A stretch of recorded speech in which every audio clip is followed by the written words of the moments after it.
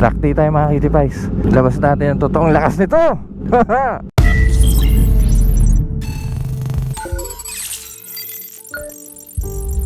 We are here again sa Clark International Speedway for today's lineup. Lahat tong nakikita nyong motor kasama natin ngayon. Isang MT-07. Actually may naked dito. Isang R3. May winglet. Ang cool. Ang ganda ng R3 na to ah. Isang Yamaha R1. Naka dual tail exhaust. Ang ganda no? Isang Yamaha R1 again. Ganito yung gusto kong itsura ng headlight ng R1 eh. Oh. Ganda no? Isang R6, isang ZX-10R na 17 KRT, isang R6. Ang ganda ng R6 in blue eh no. Kapag nakakita pa rin ako ng R6 na-amaze ako eh. Isang track bike na R3. Ang galing oh. Nilagyan niya ng Oxlite, nagmukhang R7. Pwede pala yun no. Isang 23 ZX-10R. Ito yung katulad ng akin pero mas pogi lang to. Mas mataas yung windshield, kaya mas maganda exhaust niya. Naka-S ito eh. Isang R6 na ewan ko anong taon to. May naked din dito na Trident. Hindi lang for sport bike. So dalawa na yung naked. Isang 07 at isang Trident. Isang 6R na KRT 23-6R. Isang ZX-10 RR in KRT. Actually dapat green lang talaga to eh. Nilagyan niya ng decals kaya nagmukhang ganito. Isang ano to? 650 ba to? Oo nga 650. Isang Gixxer 1000. Ganda ng itsura no. Hindi ganito yung kulay niya eh. Pina-repaint lang to kaya nagmukhang ganito. Ang tawag dito, extra ba tawag dito sa ganitong kulay? Isang 24 ZX-10R. Nakakuha lang nito, 400 pa lang ata odo nito. Hindi ko alam kung na-change oil na to. Isang R1. Ganda no? BMW S1000 RR. Hindi to yung latest pero gusto ko itsura nito. Ganda ng kulay no? Black, blue, and red. Haba ng tail. Ito ang pogi. R1 in matte black na white R1 logo sa gilid. Ito po ang lineup for today. At syempre, ang pinaka-pogi, hindi, joke lang, ang tiner natin na ayaw maarawan. Palit tayo ng tire. Nilang naman, wala akong binago bukod sa gulong para dito sa racetrack na to. Kaya tara, fight!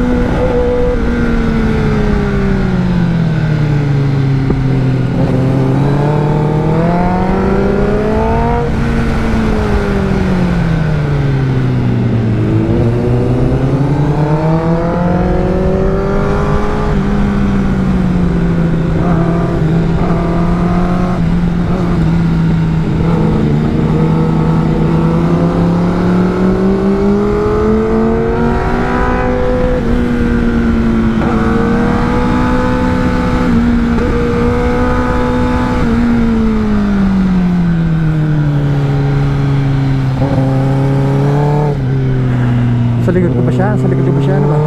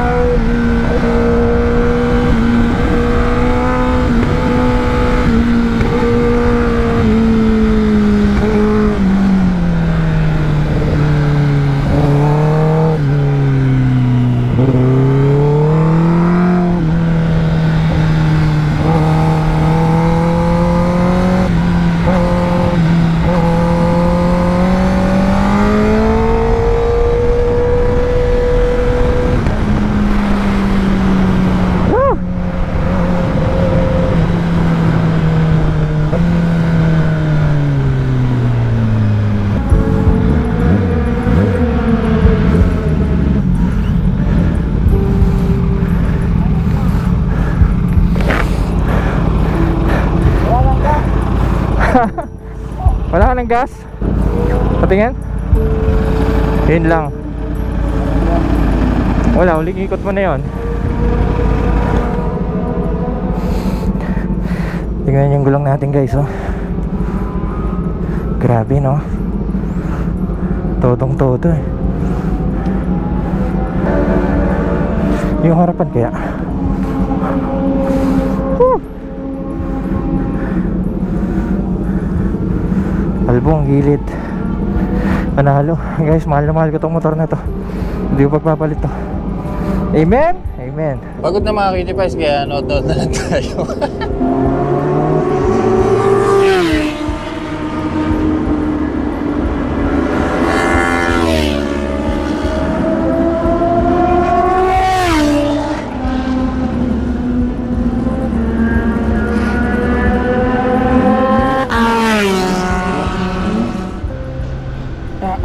Ayan, mukhang secured na to.